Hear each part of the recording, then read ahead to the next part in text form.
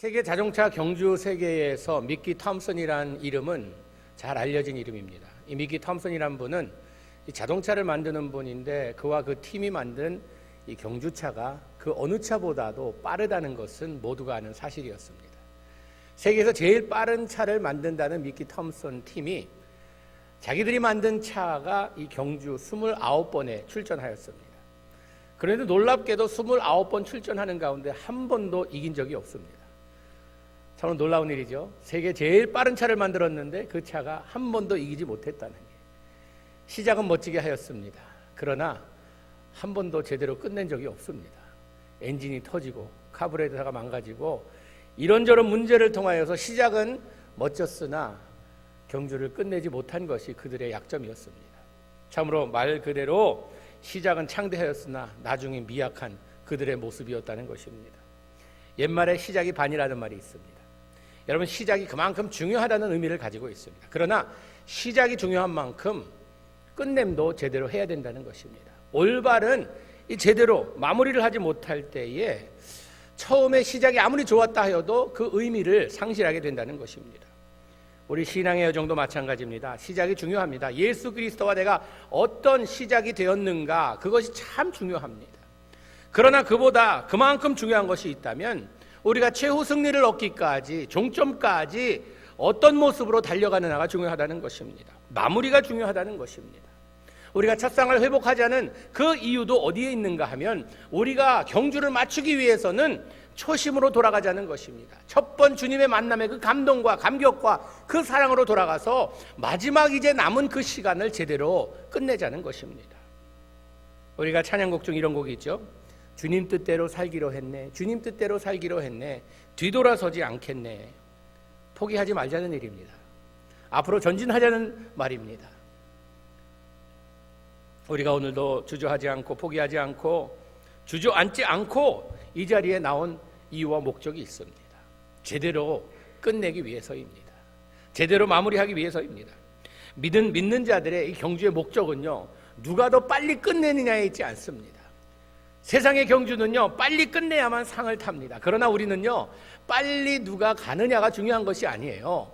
우리가 함께 모두 마치느냐 못 마치느냐가 중요하다는 것입니다. 1등, 2등, 3등 두고 하나님께서 너는 금메달, 은메달, 동메달이라고 하지 않으시고요, 우리는 그렇기 때문에 우리에게 임한 경주에서 때로는 우리와 함께 가던 동료들이 넘어질 때가 있습니다. 상처받을 때가 있어요. 일으켜주고 싸매어주고 함께 우리가 피니시 라인을 함께 건너는 것입니다.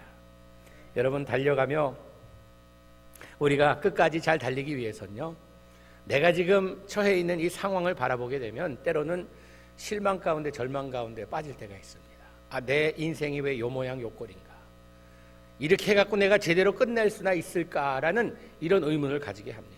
그러나 우리는요, 올바른 것을 바라봐야 합니다. 내가 지금 처한 이 상황을 바라보면서 절망에 빠지기보단 이제 피니시 라인을, 종점을 바라봐야 돼요. 내가 어디를 목적으로 두고 달려가느냐가 중요하다는 것입니다. 그래서 사도 바울은 빌립보서 3장 14절 말씀에 표대를 향하여 그리스도 예수 안에서 하나님이 위에서 부르신 부름의 상을 위하여 쫓아간다고 이야기합니다. 표대를 향해 주님께서 부르신 그 부름의 상을 위하여 끝내는 자에게 상을 가지고 기다리신 주님을 바라보며 달려간다는 것입니다. 그리고 달려가는 이 상황 가운데 그냥 허무한 삶이 아니라 복된 삶이 되기 위해서 빌립보서 2장 16절에 이렇게 고백합니다. 나의 다름질도 헛되지 아니하고 수고도 헛되지 아니하므로 그리스도의 날에 나로 자랑할 것이 있게 하려 함이라. 헛되지도 아니하고 이 다름질하여도 헛되지 아니하고 수고하여도 헛되지 아니한 보람된 삶을 추구하며 주님 앞에 설 때에 자랑할 것이 있도록. 여러분, 우리가 세상의 삶을 마무리하며 이 세상의 천국에 우리의 길을 마무리하며 이제 영원한 천국으로 들어가는 그 시점에 이르렀을 때에 우리는 어떤 간증을 하며 세상을 마무리하기 원합니까? 여러분, 사도 바울은 이렇게 간증을 하며 자신의 삶을 마무리합니다. 디모데후서 4장 7절 8절 말씀 같이 보도록 할까요? 시작. 내가 선한 싸움을 싸우고 내가 다혈기를 마치고 믿음을 지켰으니 이제 후로는 나를 위하여 의의 면류관이 예비되었으므로 주 곧 의로우신 재판장이 그날에 내게 주실 것이니 내게만 아니라 주의 나타나심을 사모하는 모든 자에게니라. 아멘. 선한 싸움 싸고 달려갈 길 마치고 믿음을 지켰다. 포기하지 않았다는 것입니다. 끝까지 달렸다는 것입니다. 어려움과 고통이 따라올지라도 주어진 경주를 끝냈다는 것입니다. 여러분, 오늘 본문 말씀에 나오는 한 남자가 있습니다. 우리와 같이 이민자였습니다. 어떻게 보면 이 사람은요, 이민자로서 성공한 삶을 살았습니다. 왕에게 술을 따라주는 일을 했습니다. 뭐 그게 대단한 일인가? 우리가 생각하기엔 뭐 칵테일바 웨이터처럼 느끼겠지만 왕에게 술을 따른다는 것은요, 왕이 술을 받을 때에 신뢰하지 못할 사람에게는 받지 않습니다. 왕의 생명이 달린 일입니다.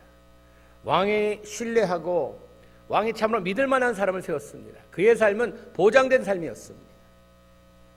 왕에게 신뢰를 받고 그렇게 중요한 일을 하면서 이민자로서 어떻게 보면 성공했다라고 볼 수도 있습니다. 그러나 그는 항상 마음에 고향을 그리며 살고 있었습니다. 모국에 어떤 일이 일어나나 관심을 가지고 있었다는 것입니다. 그런데 하루는 그가 모국에서 온 사람에게서 안 좋은 소식을 듣습니다. 이스라엘 주의 백성들의 자존심인 성벽이 무너지고 백성들이 뿔뿔이 다 흩어졌다는 이런 소식을 접하게 됩니다. 다시 말하자면 모국이 망했다는 이야기를 듣습니다. 그러면서 마음에 부담을 갖습니다. 참으로 이 이야기를 듣고 내가 어떻게 받아들여야 할 것인가? 이 시대에 살아가는 나로서 참으로 이 거룩한 부담을 느낍니다. 나의 주어진 시간과 공간 가운데서 시대에 필요한 하나님의 일꾼으로 내가 무슨 일을 해야 하는가? 내 삶은 지금 편한데, 내 삶은 지금 굉장히 안정된 삶인데 나의 모국이 망가졌다는 이야기를 듣고 망했다는 이야기를 듣고 그는 부담을 가지기 시작합니다. 그러면서 달려가는 경주 가운데 하나님 앞에 이제 사명을 위해서 나아갑니다. 여러분, 우리는요, 세상에 하나님께서 남겨두신 목적이 있다면 그냥 컨슈머로서 잘 먹고 잘 살라고 이곳에 남겨두신 것이 아닙니다. 하나님께서 우리 한 사람 한 사람에게 가지고 계신 뜻이 있으시고 목적이 있으시고 사명이 있으십니다. 우리에게 때로는요, 미션을 주세요. 내가 너로 하여금 나의 일을 감당하게 하리라. 부족하고 별 볼 일 없는 사람이지만 하나님께서 우리에게 하나님들을 맡기신다는 것입니다. 느헤미야에게 하나님께서 그에게 모국에 대한 부담을 주십니다. 여러분, 우리에게 주어진 경주를 목적을 가지고 달려가면서 제일 먼저 해야 될 것이 무엇인가? 하나님께서 나의 마음에 거룩한 부담을 주실 때에 나는 주님의 자녀로서 무엇을 먼저 해야 되겠는가? 느헤미야를 보니까요, 제일 먼저 한 것이 기도입니다. 기도예요. 느헤미야가 모국에 어려움에 빠졌다는 이야기를 듣고 1장 4절 말씀에 이런 일을 합니다. 같이 보겠습니다. 내가 이 말을 듣고 앉아서 울고 수일 동안 슬퍼하며 하늘의 하나님 앞에 금식하며 기도하여. 모국에 그 어려운 소식을 듣고 하루만 잠깐 그냥 눈물 찔끔 흘린 게 아니라 수일 동안 슬퍼하며 눈물을 흘립니다.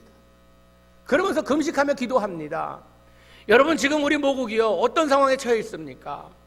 우리가 TV를 틀 때마다 참으로 우리의 마음에, 아니 왜 우리나라가 저렇게 됐는가, 저렇게 망가졌는가, 저렇게 썩었는가 하면서 우리의 입에서 그냥 비난의 목소리가 저절로 나옵니다. 우리는요, 주님의 자녀로서 우리의 모국을 비난하며 비판하는 것이 아니라 느헤미야처럼 눈물 흘리며 하나님께 금식하며 기도해야 되는 우리의 마음이 되어야 된다는 것입니다. 경주를 잘 끝내는 사람들의 공통점이 있습니다. 기도로 모든 것을 시작한다는 것이요. 사업을 시작할 때 기도로 시작합니다. 우리의 자녀들 학교를 보낼 때에 기도하고 보냅니다. 어제 제가 시아버지가 됐습니다. 시자를 별로 안 좋아하는데 시아버지가 됐어요. 참으로 아들이 태어난 게 엊그저께 같은데 벌써 장가간다는 그 모습을 보면서 와, 시간 빠르구나. 제가 준비가 됐을까? 아직도 엄마하고 아빠한테는 아직도 철없는 아들 같기만 한데 어떻게 잘 살 수 있을까라는 걱정이 안 드는 게 아닙니다. 그러나 한 광경을 보고 마음을 놓았습니다. 어제 예식 시작하기 전에 들러리들이 딱 둘러싸서 신랑 머리 위에 손을 얹고 신부는 또 신부 들러리들이 손을 얹고 기도하는 모습을 보면서 기도로 시작하는 가정은요 절대 망하지 않습니다. 기도로 시작하는 가정은요 하나님의 축복을 인바이트하는, 초청하는 그런 모습이기 때문이라는 것입니다. 여러분, 기도하는 사람은 절대 실패하는 법이 없다는 이 말, 여러분 왜 실패하지 않는가? 기도란요 나의 능력에 의지하며 사는 삶이 아니라 능력을 가진 그분에게 나의 삶을 맡기며 사는 삶이기 때문에 실패라는 것이 없습니다. 실패라는 이런 상황에 처해질지라도 그것은요 하나님 몫이지 내 몫이 아니라는 것입니다. 문이 닫히면 하나님께서 다른 문을 열어주시려고, 길을 막으시면 다른 길을 열어주시려고 하나님께서 기도를 통하여서 우리에게 알려주시는 것입니다. 기도하는 사람은요 그래서 근심 걱정하는 것이 아니라 하나님께 나의 짐을 다 맡기는 것입니다. 수고하고 무거운 짐진 자들아 다 내게로 오라, 내가 내 짐을 맡아주겠다는 그것은요 기도하는 자의 특권입니다. 하나님, 내 문제들입니다. 가지세요. 나 걱정 안 하겠습니다. 하나님 알아서 하세요. 잘 되건 안 되건 이건 하나님 몫입니다. 나는 그냥 주어진 일에 열심히만 하겠습니다. 하나님이 느헤미야를 부르셨을 때에 느헤미야는 먼저 주님 앞에서 무릎을 꿇습니다.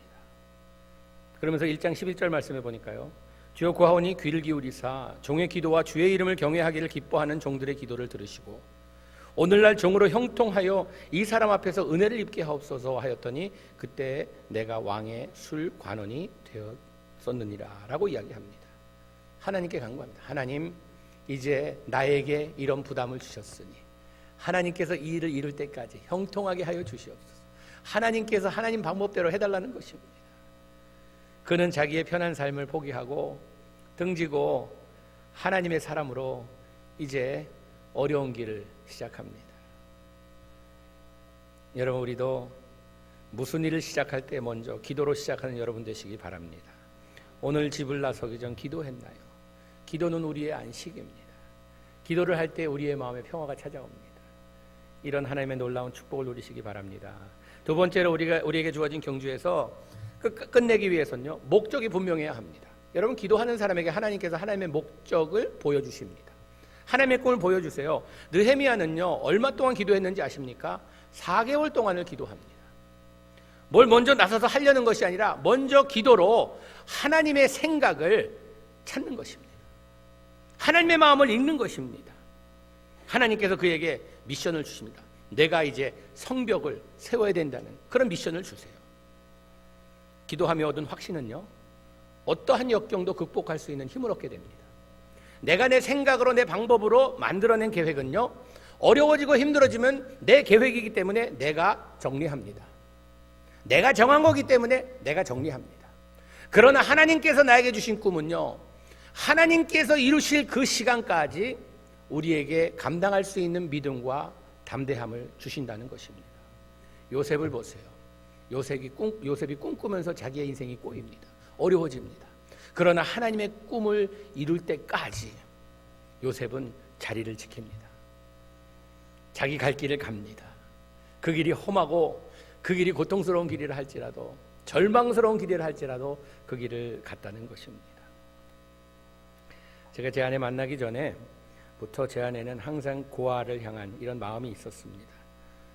결혼하면서도 항상 이 고아에 대한 마음, 부모 없는 아이들에게 부모가 되고 싶은 이런 마음을 하나님께서 그 부담을 주셨어요. 그 부담 때문에 저희 가정에 저는 한 애가 넷이 생겨서 이젠 그 부담이 없어졌으리니 생각했는데 그 부담은요 없어지지 않더라고요. 하나님께서 우리에게 주신 거룩한 부담은요 하나님의 뜻이 이루어질 때까지 우리의 마음을 떠나지 않습니다. 이게 특별한 것이에요. 그렇기 때문에 우리는 참 2명 많이는 못했지만 2명 입양했는데 아직까지도 그 마음이 남아있어요. 지금은 나이가 좀 그래서 입양은 안 되지만 이 좀 위탁 부모로서 어떻게 아이들을 도울 수 없을까? 여러분, 우리 삶이 그냥 먹고 사는 것이 목적이 될 수는 없습니다. 하나님의 꿈을 가지고 우리가 삶을 살아갈 때에, 하나님의 사명을 가지고 살아갈 때에 우리는요, 이 삶 가운데서 보람을 느끼고 기쁨을 느끼고 하나님의 마음을 우리가 품게 된다는 것입니다. 저는요, 한 20여 년 전에 제 마음에 하나님께서 저에게 참 이 부담 한 가지를 심어주셨어요. 다음 세대를 위한 부담이었습니다. 다음 세대가 지금 영적으로 죽어가는 이런 시대 가운데에 다음 세대를 살리기 위해서 하나님께서 저에게 부담을 주시는데, 다음 세대가 살기 위해서는 부모님 세대, 앞서가는 세대가 주님 앞에서 올바로 서야 된다는 이 부담이었습니다.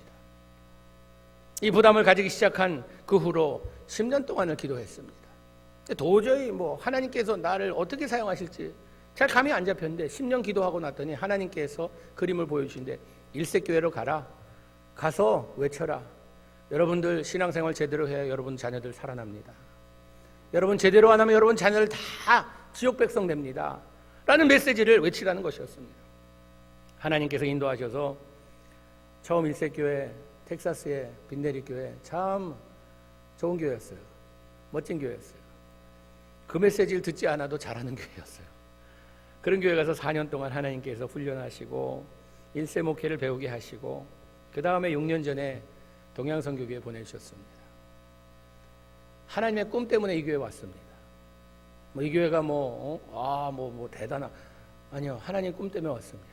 하나님의 꿈이 망가진 우리의 영혼들이 주님 앞에 올바로 설 때에 우리의 자녀손들이 살아난다는 그 메시지를 주셨기 때문에 왔습니다. 여러분, 제가 지금까지 이곳에 붙어 있다는 것은요, 맷집이 좋아서가 아닙니다. 하나님의 꿈이 이루어지는 그 일을 위해서 남아있는 것이지, 박 목사 맷집 좋아서, 저 맷집 되게 안 좋습니다. 어려서 많이 맞아서요, 맞는 것이 지긋지긋합니다.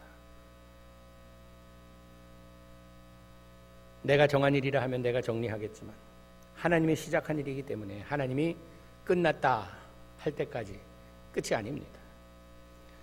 보통 우리는 주님께서 나에게 맡겨주신 일이다 생각하며 시작했다가도 힘들어지고 핍박이 생기고 어려워지면 멈춥니다. 여러분, 이때 우리에게 필요한 것은요, 다시 하나님의 마음과 하나님의 꿈을 재점검하는 일입니다. 하나님께서 이 일을 시작하셨는데, 느헤미야는 기도로 하나님의 일을 시작합니다. 끊임없는 어려움을 당합니다. 그러나 부르심과 보내심이 하나님으로부터 왔음을 신뢰하기 때문에 포기하지 않습니다.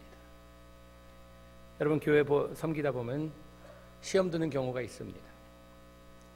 왜 시험 듭니까? 때로는 섭섭해서 시험 듭니다. 때로는 기분 나빠 시험 듭니다. 시험 들어서 그만두겠다 하시는 분들도 계십니다. 그리고 왜 그만두시냐면, 이럴 때 누구누구 때문에 그렇다고 블레임하는 이런 모습을 봅니다. 여러분, 우리가 누구 때문에라고 블레임하기 전에 나의 동기부여, 목적을 점검해 봐야 합니다. 내가 왜 섬겨왔는가? 하나님의 꿈을, 하나님께서 나에게 부담을 주셔서 일을 했는가? 아니면 내가 내 자신을 나타내기 위해 무언가 내가 보여주기 위해 했는가? 점검해 봐야 된다는 것입니다. 하나님이 나에게 주신 꿈이라 하면요, 빛도 없이 아무가 알아주는 그것도 없이 없다 할지라도요, 우리는 묵묵히 우리 갈 길을 걸어간다는 것입니다. 이것이 제자의 도예요. 제자의 길이라는 것입니다. 세 번째로, 우리가 잘 경주를 끝내기 위해서는요, 준비된 삶을 살아야 합니다. 느헤미야는요, 성벽 재건을 위해서 기도하며 하나님의 미션을 받습니다. 그리고 철저히 준비합니다. 무엇이 필요한가? 자료를 준비하고요, 계획을 세우고요, 이제 앞으로 일어날 문제들에 대한, 거기에 대한 계획도 다 세웁니다. 우리가 하나님의 일을 한다고 하면서 두 손 놓고 아무것도 안 하고 하나님 해보십시오, 이것은 무책임입니다. 우리는 계획을 해야 돼요. 내가 하나님 앞에 제대로 신앙생활하기 위해서 새벽제단을 쌓아야겠다. 새벽제단 싸겠다고 하나님께서 그 부담을 주셨으면요, 여러분 준비된 삶을 살아야 돼요. 일찍 자야죠. 드라마 1시까지 보고 나서 그 다음날 어이구 주여 마음은 원이로되 육이 약하여서 I am sorry 이러면 안 되는 거예요. 준비해야죠. 내가 11조 교인으로 살아가겠다, 청지기로서 하나님께 11조를 드려야겠다 하면 계획을 해야 돼요. 내 쓸 거 다 쓰고 갈 때 다 가고, 아이고 쓰고 보니까 남는 게 없네요. 주님, 내가 남은 거 하늘에 던질 테니까 주님 챙길 거 챙기시고 떨어지는 거 내가 가지겠습니다, 이렇게 말하지 마시고 준비한 삶을 살아야 합니다. 운동선수에게 기본은 무엇인가 하면요, 준비된 삶을 삽니다. 먹고 싶은 거 절제하고요, 가고 싶은데 안 가고, 남는 시간 아끼고 해서 훈련을 합니다. 이렇지 않으면은 경주에 나갈 수도 없다는 경기에 나갈 수도 없다는 이런 확신이 있기 때문에 굉장히 조직된, 계획된 삶을 삽니다. 왜? 운동에 나가야 하니까. 우리도 달려야 하는 사람들입니다. 그러기 위해서는 계획된 삶을 살아야 된다는 것입니다. 네 번째로 우리가 경주에서 잘 끝내려면요, 지혜를 구해야 합니다. 여러분, 느헤미야의 지혜는 어떤 지혜였는가? 분별력의 지혜였습니다. 누가 성벽을 건축하는 데에 방해꾼이고 누가 도움이 되는지 분별하는 분별력이 있었어요. 여러분, 인생을 살아가면서 하나님의 사역에 도움되는 사람과 방해꾼들을 분별하는 이것이요, 얼마나 큰 축복인지 모릅니다. 이것을 분간 못하게 되면요, 방해꾼을 가까이 하다 보면요, 나도 방해꾼의 역할을 하게 된다는 것입니다. 느헤미야는요, 6장 2절에 보니까 산발락과 겟셈이 내게 보내어 이르기를 오라, 우리가 오노 평지 한촌에서 서로 만나자 하니 실상은 나를 해코자 함이라. 해코지 하려고요 부르는 거예요. 그걸 알았어요. 알고서 어떻게 하는가? 6장 9절에 보니까 이는 저희가 다 우리를 두렵게 하고자 하여 말하기를 저의 손이 피곤하여 역사를 정지하고 이루지 못하리라 함이라. 이제 내 손을 힘있게 하옵소서 하였노라. 그들이요, 이제 성벽을 계속 이제 재건하는데 그걸 방해 놓으려고, 두려움을 심어주려고, 그래서 만나자고 하였던 것입니다. 12절에 보면 깨달은 즉 저가 하나님이 보내신 바가 아니라 도비야와 산발랏에게 뇌물을 받고 내게 이런 예언을 함이라. 하나님이 나를 도와주라고 보낸 사람들이 아니고 누구한테 돈 받고 그 깡패 앞잡이 놀이 하는 사람들이었어요. 그걸 분별하는 분별력이 생겼습니다.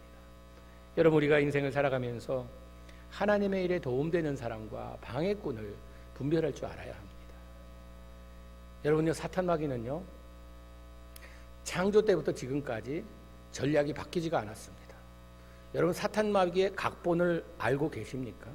어떤 각본을 가지고 우리들을 넘어뜨리려고 하는지 이걸 알아야지만 우리가 이 보통 전쟁에 임할 때요, 이 적군의 전략을 알면요, 승리할 것이 거의 확정이 됩니다. 어떻게 할 것을 아니까 거기에 대비할 수 있잖아요. 사탄 마귀의 각본은 바로 이것입니다. 외란을 통해서 우리를 공격하는 것이 아니라 내란을 통해서 우리를 망가뜨립니다. 이건요, 창조 때부터 지금까지 이루어놓은 각본이에요. 교회 역사를 봐도요, 교회사를 보면은 교회가 외부로부터 계속 공격을 받습니다. 핍박을 받습니다. 그렇게 될 때 교회는 어떻게 되는지 아세요? 외부의 핍박이 올 때 교회는 똘똘 뭉칩니다. 똘똘 뭉쳐서 하나가 됩니다. 가정도 마찬가지예요. 여러분, 가정도요, 외부의 침략이 들어올 때, 외부의 핍박이 들어올 때 가족들이요, 똘똘 뭉칩니다. 안 그렇습니까? 우리 아이들도 보면요, 누가 동생이 어디 가서 뭐 좀 당하고 왔다 그러면요, 이 자식들이 우리 동생을 뭘로 알고 우리 박 씨를 뭘로 알고 하면서 서로 보호합니다. 문제는 사탄 마귀의 각본은요, 안에서 싸우게 만듭니다. 부부간에 갈등이 생기게 만듭니다. 부모와 자녀 간에 거리를 두게 만듭니다. 고부간의 갈등을 일으킵니다. 그래서 내란을 통해서 망가뜨립니다. 여러분, 교회가 망가지는 것도 보면요, 우리가 너무 잘 알고 있잖아요. 우리가 외부의 침략을 받아서 교회가 망가집니까? 아닙니다. 안에서 치고받고 하면서 그냥 영어 말로 self-destruct, 그냥 자폭하는 거예요. 그냥 스스로 망가지는 거예요. 이게 사탄 마귀의 전략입니다. 계획입니다. 이 각본을 바꾼 적이 없어요. 모든 교회들이 망가지는 교회들 보세요. 외부의 침략으로 망가지는 거 없습니다. 이것을 알기 때문에요, 신천지가 와서 하는 짓이 뭡니까? 교회 안에 들어와서 분열을 시킵니다. 바깥에서 누가 뭐 피켓 들고 뭐 그 교회 뭐 망가져라 없어요. 안에 들어와서 분열을 시킵니다. 그 각본은요, 옛날이나 지금이나 미래도 사탄 마귀는 창의력이 전혀 없습니다. 똑같은 거 가지고 계속 써먹어요. 좀 깨달으시기 바랍니다. 여러분, 가정 안에 분란 있으십니까? 사탄의 역사라 생각하세요. 기도하세요. 회개하세요. 말씀 안에 굳건히 있으세요. 지혜를 구해야 합니다. 무엇이 하나님의 것이고 무엇이 사탄의 것인지, 무엇이 거룩한 것이고 무엇이 세속된 것인지, 무엇이 잠깐이다 없어지고 무엇이 영원한 것인지 분별해야 된다는 것입니다. 하나님의 지혜가 필요합니다. 마지막으로 우리가 경주를 잘 끝내려면요, 인내할 줄 알아야 합니다. 여러분, 우리가 무슨 일을 시작하면서 기도로 열심히 시작하고 분명한 목적을 가지고 준비하면서 분별하는 지혜로 간다 하여도요, 중간에 포기하면 모든 게 다 무효가 됩니다. 끝내야 돼요. 시작한 것은 끝내야 된다는 것입니다. 우리의 포기하는 이유는 이렇습니다. 우리의 생각이나 계획이 무산되면 실패라고 단정짓고 그 일을 포기합니다. 자기의 생각이 계획대로 이루어지면 성공이라고 생각하는 고정관념을 가지고 있습니다. 그러나 때로는요, 우리의 생각이나 계획이 완전히 무너진 다음에 비로소 하나님의 더 큰 계획을 볼 수 있게 된다는 것입니다.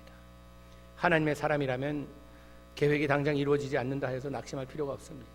하나님은 우리에게 결과를 우리에게 요구하지 않으세요. 과정을 요구하세요. 우린 가끔 사람을 두고 성공한 사람, 실패한 사람이라고 합니다. 여러분, 성공과 실패는요, 이벤트지 사람이 아닙니다. 우리는 성공과 실패를 두고 사람을 두고 이야기하는데요, 그것은요, 하나님을 모욕하거나 교만한 이야기입니다.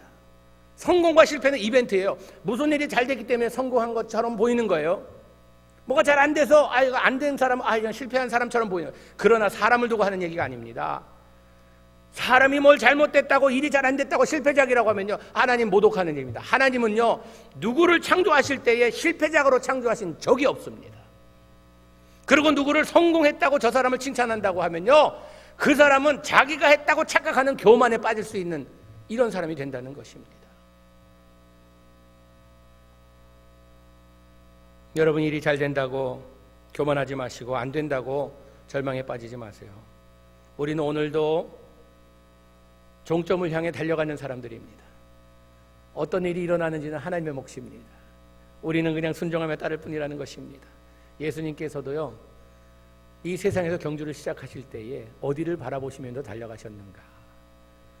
골고다 바라보고 그곳을 향해 달려가셨습니다. 그것이 종점이라는 것을 알고 계셨어요. 그리고 그것을 향해 모든 되어지는 일들이 그것을 향해 한 걸음 한 걸음 나가셨다는 것입니다. 그 길이 고통스럽고 외롭고 너무 힘든 일이라 할지라도 가셨다는 것입니다. 이민삼 힘드시죠? 고통스러우시죠? 하나님의 꿈을 가지기 전에 먼저 목구멍이 포도청이라고 먹고 사는데 힘들어서 뭐 하나님의 꿈이라는 건 생각도 못하겠다. 그렇게 생각하시는 여러분에게 하나님의 음성이 들리기를 원합니다. 하나님께서 거룩한 부담을 여러분들의 마음에 심어주길 원합니다. 우리 찬양 가운데 그런 찬양 있죠. 나의 등 뒤에서 나를 도우시는 주, 나의 인생길에서 지치고 곤하여 매일처럼 주저앉고 싶을 때 나를 밀어주시네. 일어나 걸어라, 내가 새 힘을 주리니. 일어나 너 걸어라, 내 너를 도우리. 여러분들을 도우시는 주님을 바라보는 삶이 되기를 축복합니다. 기도하시겠습니다.